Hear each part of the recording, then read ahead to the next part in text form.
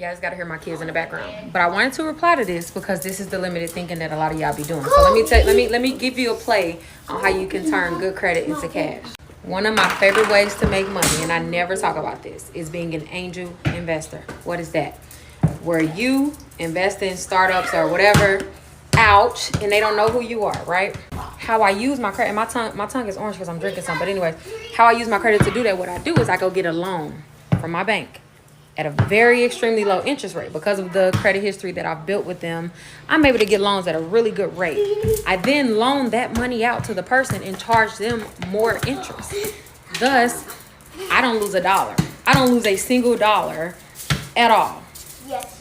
Buying cars and selling them, because I can buy a car at an extremely low interest rate with my credit. Yeah, my mom in town. At this point, just ignore everything. Anyway, so I can buy a car at an extremely low interest rate. In the used car market right now, I'm talking about like cars are flipping like this. Or if you want to keep the car, you can rent it out on Turo. That's just two options.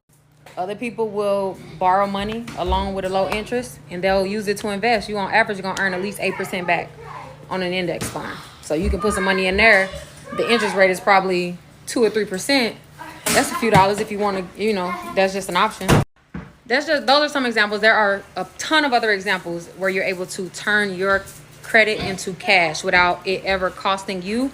All it takes is for you to have a solid credit foundation so that you can vouch for money. So you can use other people's money, OPM, to purchase assets.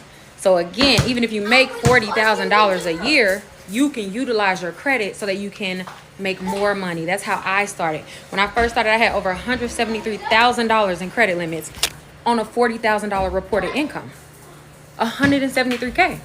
People making 6-7 figures don't even have that now because they haven't grasped the total concept of monetizing their credit.